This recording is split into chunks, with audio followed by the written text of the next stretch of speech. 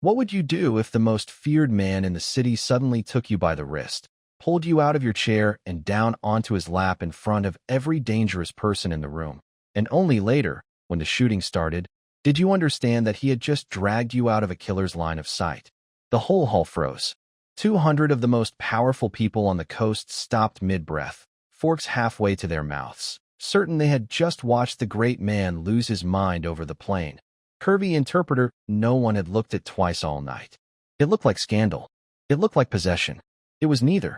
It was the only thing standing between her and a bullet. And by the time anyone understood that, the woman everyone had ignored had already changed the fate of two empires. This is a story of hidden worth, quiet courage, and the ruthless man who was the only one in the room who bothered to watch her. Ivy Calloway had spent her whole life being the person no one remembered was there. She was soft and generously curved, with a round, kind face and a quiet voice. And she had long ago accepted that the world sorted women into the ones you watched and the ones you spoke in front of, and that she would always be the second kind. But that was exactly why she was so good at her job, because Ivy Calloway was an interpreter, one of the finest in the country, fluent in 7 languages, with a rare and uncanny gift on top of them, born from a childhood spent half-deaf in one ear. Ivy could read lips. She could sit at the far end of a room and follow a conversation across it with no sound at all, could catch a whispered word behind a raised hand, could tell you what 2 men murmuring in a corner were saying as easily as if they had shouted it. People hired her to translate their words. They never once imagined she was reading the words they thought they had hidden. It had started as survival. A fever at 7 had taken most of the hearing in her right ear, and a small girl who missed half of every sentence had learned, out of sheer necessity, to watch mouths instead, to build meaning from the shape of a lip and the flick of a tongue. By the time she was grown, it had become something closer to a superpower, a second, silent channel of understanding that never switched off, and she had learned to keep it hidden, because a woman who could see what you were hiding made people nervous, and nervous people did not hire her twice.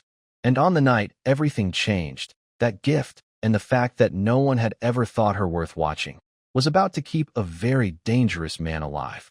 She had been hired as the neutral interpreter for a summit, a tense gathering of rival families in a private hall of dark wood and old money, brought in precisely because she was a nobody, unaffiliated, forgettable, a soft woman in a plain gray dress who would render their words faithfully and remember none of them.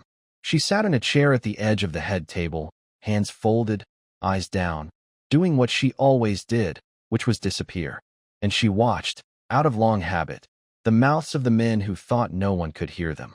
At the far end of the hall sat the Kozlov delegation, a cold and dangerous clan pressing at the host's territory, and their boss, Gregor Kozlov, had brought a table of hard-faced men who spoke to one another in low, clipped Russian, certain that in a room full of Italians and Irishmen no one would follow a word. But Ivy followed every word, and what she read on their lips, an hour into that careful, poisonous dinner, turned her blood to ice. The man at the head of the host's table, the one everyone in the room was afraid of, was Leon Barsani, and he was the reason the hall had a temperature. He was tall and broad and dressed in a charcoal suit cut with lethal precision, the head of a syndicate that owned the ports and the docks, and the fear of every family for 100 miles, a man rumored to end a life with a single unhurried nod. He rarely spoke. He missed almost nothing. But he did not speak Russian, and so he did not know what Ivy Calloway had just read off the lips of the man 3 tables away, which was this: that the shooter was in position on the gallery above, that the signal to fire was Kozlov raising his glass to toast the alliance, and that the quiet interpreter at Barsani's elbow, the little deaf woman who had been watching mouths all night, had started to look nervous, and should be dealt with the moment the shooting began. Ivy understood, in the space of a single heartbeat, 3 things. That Leon Barsani was about to be murdered in front of 200 people, that she was the only person in the room who knew, and that the killers had just noticed her noticing. She did not scream. She did not bolt. If she ran, she died, and so did the man beside her. So Ivy did the only thing she could think of.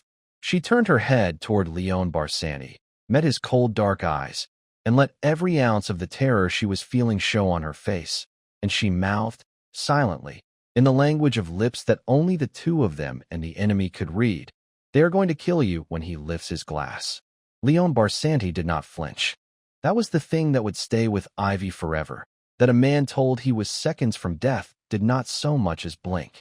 His eyes flicked, once, to Kozlov's hand curling around the stem of his glass. They flicked, once, to the gallery above. And then, before Ivy could take another breath, Leon Barsanti moved. His hand closed around her wrist, and with one smooth, powerful motion, he pulled her out of her chair and down, and the room gasped as the plain little interpreter landed squarely across the lap of the most feared man on the coast. It looked, to 200 staring people, like the single most scandalous thing they had ever witnessed, the great cold Barsanti dragging a nobody woman into his arms in the middle of a summit. Kozlov's glass paused, halfway up, because the target had moved, because the careful geometry of the kill had just been ruined, because a man cannot signal a clean shot when the mark has a woman in his lap and the whole room is watching. And in the 2 seconds of confusion that bought them, Leon Barsanti wrapped one arm around Ivy's waist, pressed his mouth to her ear as though whispering something filthy, and breathed, "Where?" Ivy understood instantly. "The gallery," she whispered against his jaw, her lips hidden in his collar, playing the blushing woman for the room. "North end, behind the second column. Kozlov's toast is the signal. There are 4 of his men on the floor, and they have made me." Leon's arm tightened around her, anchoring her against his chest, and to the entire hall it looked like desire, and it was, in fact, the coldest tactical calculation of his life. He turned his head, still holding her, and caught the eye of his loyal Lieutenant Nino across the room, and gave a signal so small no one else would ever have seen it. Then he looked up at Gregor Kozlov, and he smiled, and it was the most frightening thing Ivy had ever seen. "You'll forgive me, Kozlov," Leon said, his voice carrying warm and lazy down the silent hall, one hand splayed possessively over Ivy's hip. "I have been distracted all evening." He tilted his head, and his smile did not touch his eyes. "But please, do finish your toast." The whole room understood that something had shifted and no one knew what. Kozlov's glass hung in the air. He was a clever man, and he could feel the ground moving under him, could see that his target was now a shield of a woman and a wall of muscle, could see the host's men beginning, very casually, to drift toward the gallery stairs. If he gave the signal now, his shooter fired into a scandal in front of 200 witnesses, and the war he wanted quiet became a slaughter with his name on it. Slowly, Kozlov lowered his glass. "To alliances," he said, and did not drink. And Ivy Calloway, sitting frozen in the lap of the most dangerous man alive, felt his heart slam once against her back, and understood that she had just, with nothing but her eyes and her mouth, stopped a murder. Leon did not release her. He kept her on his lap through the tense, poisonous remainder of that dinner, one arm around her waist, and to the room it was a claim, and to the 2 of them it was a wall, and the whole time his men moved with silent, terrible efficiency through the upper floors. By the time the dessert plates were cleared, Nino appeared at Leon's shoulder and murmured 3 words, and Leon's arm eased, just slightly. "The gallery is ours," he said quietly, "for Ivy alone. The shooter will not be leaving. You can breathe now, loose." She did not know the word, but she felt it settle over her like the warmth of his jacket, and she realized, distantly, that she was shaking, and that his hand had begun, absently, to move in a slow, grounding circle against her side. Kozlov left within the hour, smiling, furious, defeated for the night, and Leon watched him go with the flat patience of a man who does not forget. Then he stood, lifting Ivy gently to her feet, and to 200 staring people, he tucked her hand into the crook of his arm and walked her out of that hall like a queen, and every single one of them who had spent the evening looking through her now could not stop watching. She had walked in a forgettable nobody. She walked out on the arm of the most feared man on the coast, and she had no idea that she had just made herself the most hunted woman in the city. Leon took her home himself, which he had never done for anyone, and in the dim cabin of the car he poured a measure of amber whiskey from a console decanter and pressed it into her hands. "Drink," he said. "You are still shaking." She was. She took a swallow, the burn steadying her, and finally found her voice. "You knew," she said. "When I told you. You didn't even blink." "I have been waiting to be killed at a table like that for 15 years, Leon said. "What I did not expect was for the interpreter to be the one who saw it coming." His dark eyes moved over her face, not her body, her face. Every person in that room was hired to protect me, and a soft woman in a gray dress that no one bothered to look at twice is the only one who did. He was quiet a moment. How? Ivy hesitated, and then, because it was midnight and she was empty and he had not once looked at her the way the world usually did, she told him the truth she had spent her life hiding. I read lips, she said. I've been half-deaf since I was a child, and I learned to read mouths to keep up, and I got so good at it that now I can't turn it off. She looked down at the whiskey. People think I only understand the words they hand me. They forget I can see the ones they try to hide. She let out a small, tired laugh. It's not exactly a party trick. It saved my life tonight, Leon said quietly. And yours, because make no mistake, the moment they saw you understood, you were a dead woman.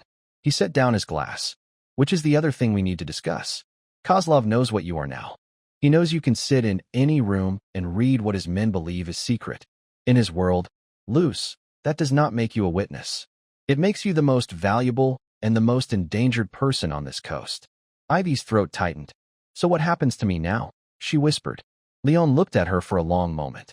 Now, he said, you let me keep you safe, and in return you let me show the whole city that the woman they overlooked is worth more than all of them combined. In the weeks that followed, Leon did the thing that stunned his entire organization. He did not tuck Ivy away in a safe house and forget her. He brought her into the heart of everything. He installed her in the fortress above the water under his absolute protection, and then he began to use the gift the whole world had ignored, bringing her to negotiations, to tense sit-downs, to meetings where rivals murmured in languages they were certain no one understood, and Ivy would sit quietly at his side and read every hidden word, and afterward tell him everything. She became his eyes in every room. She caught a lie in Portuguese that would have cost him a shipment. She read a thread in Cantonese off a smiling man's lips a full day before he moved. And Leon, who trusted no one, found himself trusting her completely, and the fortress began to change around them both. Every night they sat together over a decanter of amber whiskey while she taught him to catch the small tells she saw. And he told her things he had never told another living soul, about the father he had buried and the trust he had learned to bury with him. He learned she hummed when she was thinking. He learned she flinched at raised voices and softened at kindness, and it made him want to burn down everyone who had ever looked through her. And one night at her door, his hand rose to cradle her jaw, his thumb brushing her cheek, and Ivy thought he might kiss her, and instead he only looked at her, memorizing her, and murmured good night, and left her aching for a man the whole world feared. But Ivy, being Ivy, had also begun to read things she was not meant to see inside the fortress itself. She caught the consigliere, a smooth and silver-tongued man named Aldo who had served the family since Leon was young, murmuring into a phone in a stairwell in a language he did not know she spoke. She read 3 words off his lips before he turned, 3 words that did not belong in the mouth of a loyal man. Tell Kozlov soon. She did not understand all of it. She understood enough to be frightened, because the numbers and the whispers were beginning to point at a single, impossible truth. The reason Kozlov had known the exact seating at that summit, the reason the shooter had been placed so perfectly, the reason the enemy always seemed one step ahead, was that someone inside Leon's own house had been feeding them everything for 2 years, and that someone had just realized the interpreter could read his secrets off his own lips. The cruelty came first, as it always does, wearing a lovely face. At a family dinner, a sleek socialite named Serena, who had spent 2 years positioning herself at Leon's side, cornered Ivy near the terrace with an audience in tow. Oh, it's the little translator, Serena cooed, loud enough to carry, letting her eyes rake over Ivy with theatrical pity. However did you land here, sweetheart? I heard he pulled you into his lap like a napkin at that summit. She smiled like a knife. You do understand you're a convenience, don't you? A useful little curiosity. Nobody looks at a plain, round nobody in a gray dress and sees a queen. Enjoy it while it lasts. The temperature in the room dropped 20 degrees. But Ivy, who had spent her whole life absorbing exactly this, lifted her chin, and for the first time she did not shrink. You're right that nobody looks at me, she said, her quiet voice carrying with perfect calm. That's rather the point. Because while everyone was busy not looking at me, I've spent this evening reading the man across the room tell his friend, very quietly, that your family's accounts are 3 months from collapse, and that he intends to drop you the moment it becomes public. She tilted her head. I don't need to be looked at like a queen, Serena. I see everything the people looking at you would rather you didn't. The silence had teeth. And Leon, who had crossed the room in silence, took Ivy's hand and pressed it to his lips in front of the entire family. You never make yourself small in this house again. Loose, he murmured, and this time she knew the word meant light. Not in my world, and never in front of me. But across the room, Aldo watched the way his boss looked at her, and understood that the woman who read lips had become the one thing he could not survive. That night, he made his move. The fortress went dark at 2:30. Ivy woke to a silence so complete it pressed against her skin, and every instinct a lifetime of watching had honed screamed that something was catastrophically wrong. The power was out. The generators, which should have caught in seconds, stayed dead. Leon was gone, drawn to the docks at midnight by an emergency she now understood was a lie. And Ivy, sitting up in the dark, understood with terrible clarity that whoever had come while the boss was away, and that they had come for her. She did not scream. She did not faint.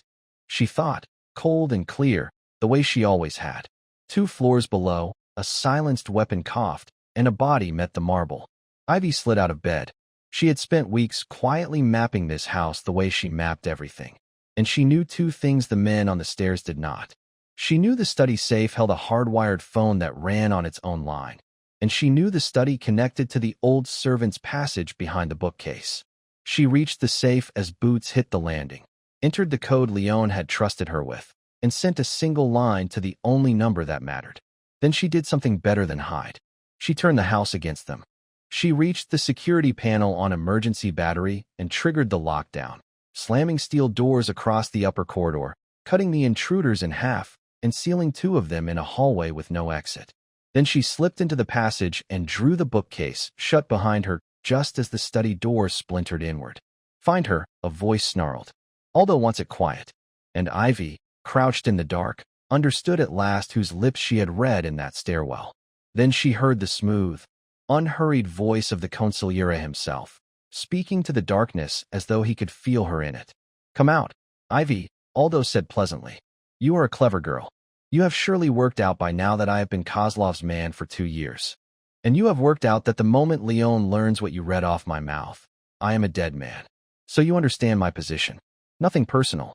You simply have a habit of seeing what you are not meant to see. He was 3 feet from the bookcase. And Ivy, crouched in the dark, did the one thing he never expected. She spoke. You should have checked the safe before you came for me. Aldo, she said. Silence. Because everything I found is already gone, she continued, her voice steady and clear. Every word, every account, every message you passed to Kozlov, recorded and sent, waiting to reach Leon and the whole commission unless I stop it myself. Kill me tonight, and you do not just lose your place. You expose yourself to every family on this coast as the man who sold his own blood. Aldo's certainty flickered. He had not planned for the interpreter to be armed with anything but her eyes. And in his half-second of hesitation, the front gates below exploded inward with the tortured shriek of an engine pushed past its limits. Leon had come home. Time seemed to fracture. Gunfire erupted below, brief and brutal and absolute, and Aldo spun toward the sound, and Ivy, seizing the only moment she would ever get, drove the bookcase open with her full weight. The heavy oak caught him square in the chest and sent him crashing backward over the desk, his weapon skittering into the dark. She did not stop. She had spent her whole life being underestimated, and she knew exactly what to do with the half-second it bought her. She lunged, kicked the pistol under a cabinet, and then the study doors were kicked from their hinges, and Leon filled the doorway, soaked in rain, his eyes wild and searching. Nino poured in behind him with 4 armed men, and the trap Aldo had spent 2 years building snapped shut around him instead. Leon had him by the throat against the wall before he could speak, and his voice was a lethal whisper. You sat at my table for 15 years, and you sold me to the men who tried to murder me at it. Then he turned his head, and the murderous cold in his eyes dissolved into raw, naked fear, and he released Aldo to Nino's men and crossed the room in 2 strides. His large hands moved frantically over Ivy's arms, her face, her shoulders, checking for blood, for wounds, for any harm to what was his. Are you hurt? He demanded, his voice cracking. Did he touch you? Look at me. Breathe. Tell me. I'm all right. Ivy wept, her fingers twisting in his soaked shirt. I locked half his men in a hallway, and I hit the rest with a bookcase. Leon let out a broken, disbelieving laugh into her hair, and then he framed her tear-streaked face in his trembling hands and looked at her the way no one in her whole, overlooked life had ever looked at her. You are magnificent, he breathed. My own men missed him for 2 years, and you read his treason off his lips in a stairwell. Then his voice cracked open entirely. I pulled you into my lap that night to keep you out of a rifle's line, he said hoarsely. I have spent every day since terrified of how completely I fell the moment your mouth said my life was in danger and you chose to save it. Aldo, the man who had smiled at Leon for 15 years while feeding him to his enemies, learned the price of underestimating them before the week was out. Leon did not act in blind rage. He let Ivy lay the entire elegant crime before the commission, every message, every meeting, every word passed to Gregor Kozlov over 2 years, all of it read from the mouths of men who believed no one was watching. And when the 5 families had seen the proof, when even Aldo's own allies had gone silent, Leon looked at Ivy, and she did not counsel death. You do not need to make him a martyr, she said quietly. You need to make him nothing. So they did it her way. They stripped Aldo of every asset, exposed his treason to the very families he had schemed to serve, and let them cast him out. He was left alive, disgraced, powerless, his name turned into a warning whispered across the underworld, a fate the old men agreed was far crueler than any quick and merciful bullet. And Gregor Kozlov, who had brought a shooter to a dinner and lost, discovered that the interpreter he had marked for death had spent one careful season reading every hidden word his people had ever spoken in a room they thought was safe, and she handed the whole of it to his rivals and the authorities at once. His alliances crumbled. His men defected. The man who had tried to have Ivy killed for what she could see ended with nothing, undone not by a gun, but by the woman he had dismissed as a napkin. And Serena, who had called her a convenient little curiosity, watched the seat she had wanted go to the plain interpreter from the far end of every table for the rest of her life. Months later, on a bright morning washed gold with new sun, Ivy Calloway stood on the terrace of the fortress, no longer the woman at the edge of the room, but its center, running a life she had built rather than survived. She did not disappear anymore. She wore rich color tailored to celebrate every curve she had spent her life apologizing for, and she moved through that house not as a forgettable nobody, but as the sharpest set of eyes on the coast, sought after and feared. Leon came out and stopped, simply to watch her, the way he had that first night across a crowded hall. You're staring, Mr. Barsani, she said, a smile in her voice. I will never stop, he said, crossing to her, and he lifted her hand to his lips. Do you know what I understood? That night at the summit, he said quietly. 200 people spent an evening looking straight through the only person in that room who could actually see. He tucked a strand of hair behind her ear, his touch reverent. They dismissed you because you were quiet and soft and did not demand to be watched, and it never once occurred to any of them that the woman who watches is always more dangerous than the woman who is watched. He tilted her chin up. I pulled you into my lap to save my life. I have kept you at my side because you are the whole of it. Marry me, Luce. Let the entire city that overlooked you spend the rest of its days knowing exactly what it missed. Ivy looked up at the man the whole city feared, a man who bowed to no one and yet bowed, entirely, to her. And for the first time in her life, she believed she was exactly enough. She had spent her whole life as the one people spoke in front of, the quiet nobody at the edge of the room, and she had proven every last one of them wrong, because she alone had ever truly seen a ruthless man, and because the gift the world had ignored had, in the end, been the one thing that could save him. He had pulled her onto his lap and made a whole room freeze in scandal. And only the two of them ever knew that it was not desire that moved him first. It was the sight of a soft, overlooked woman mouthing across a crowded hall that his life was in danger, and choosing, without hesitation, to save it. If Ivy and Leon's story of hidden worth, quiet courage, and hard-won vindication moved you, if you felt that jolt when the Mafia boss pulled her onto his lap and froze the room, and cheered when the overlooked interpreter turned out to be the most dangerous pair of eyes on the coast. Then do us a small favor before you go. Smash that like button right now. Share this story with someone who needs to remember that the person the world overlooks is so often the one who sees everything. Subscribe to the channel and ring the bell so you never miss another twist-filled tale of the overlooked soul who finally gets everything she deserves. And drop a comment below and tell us, what was your favorite moment in Ivy and Leon's story?